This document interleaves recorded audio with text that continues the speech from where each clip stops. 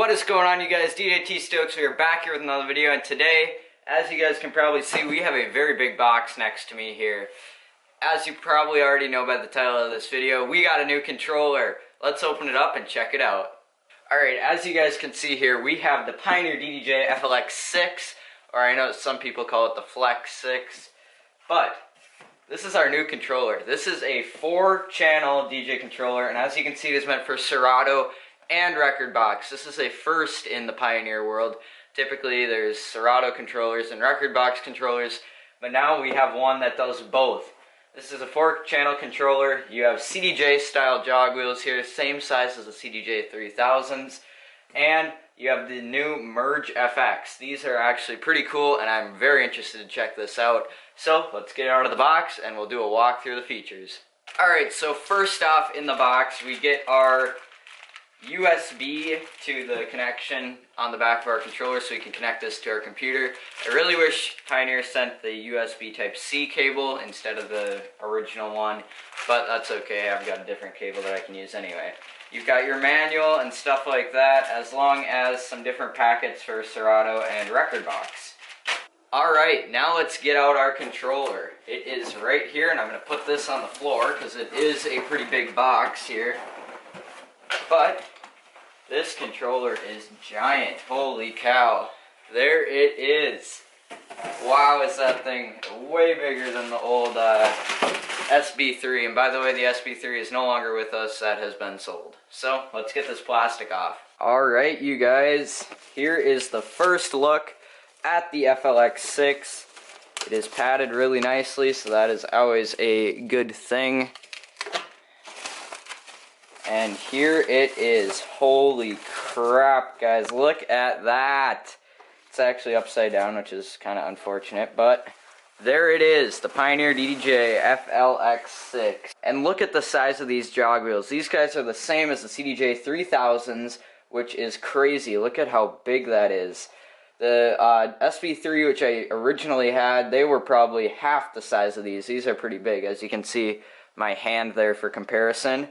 Breaking it down, we've got our tempo pitch faders right here and right here.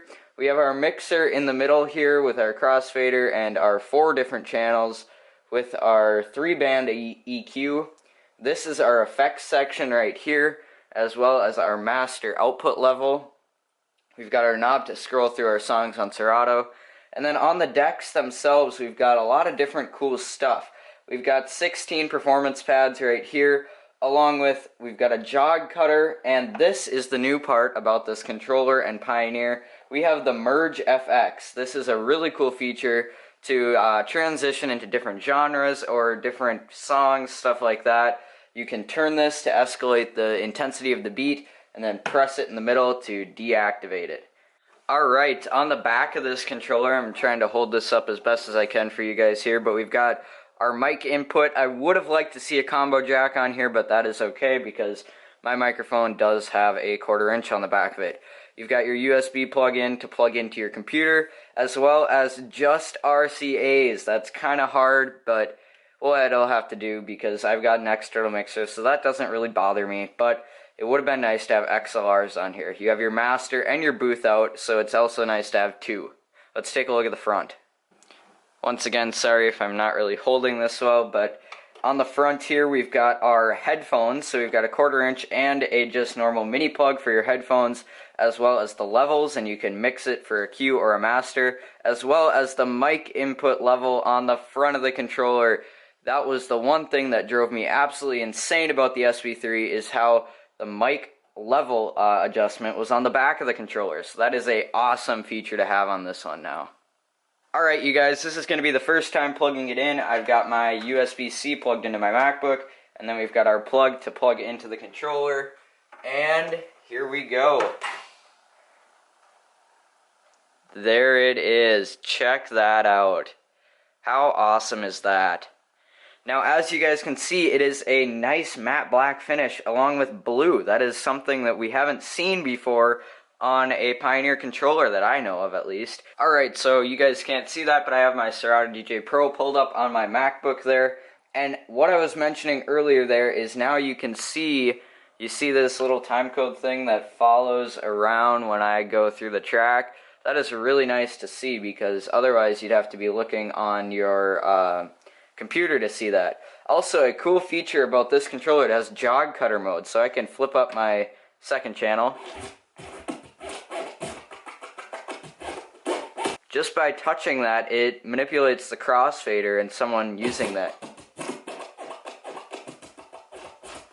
So that's pretty cool there. When normally it would just sound like that. You've got all your cue buttons right here, along with your effects section here. So if we take a look at that, we've got our booth level, our cue, we've got our deck 4 and sampler button right there. And through here we've got our effects select. So we've got effects 1, effects 2, and then up here is our merge effects. So I can show you that. I've got a song.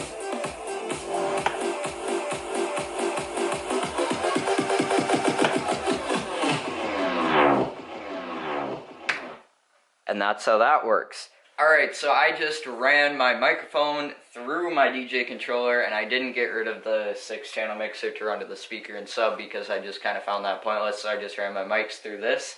So now, as you guys can see here, I can turn my mic on. We've got power, turn it on there, and then raise up my level here. And as you see, you can now hear me now. It's coming out of my DDJ-FLX6 and I also have my new sub, which you guys saw in a few videos ago, hooked up on the bottom there. I can show you how I do that in a second here.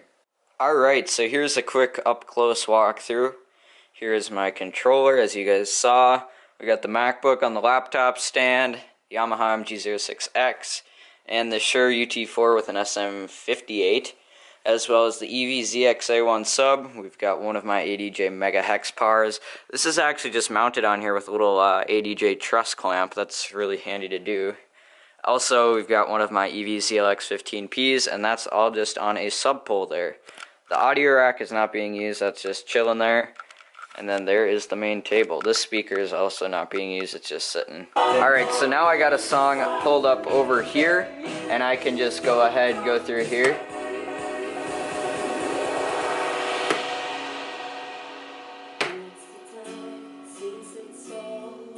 And as you guys can see, we just did a transition, super simple.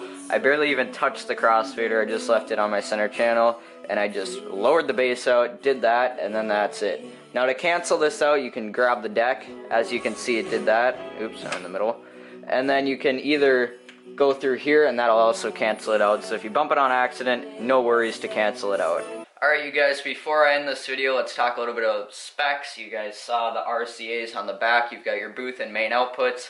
You've got a 1/4-inch mic input, as well as your USB for your computer. On the front, we've got a 1/4-inch and a mini plug for our headphones, and then your balance for the microphones and your headphones. This controller starts at $600, and you can buy it on Amazon. You can buy it pretty much anywhere, Pioneer, Direct, Guitar Center, or Sweetwater. Tons of different options. As well, I have already ordered a flight case for this controller, so that is going to be in one of the next videos coming up.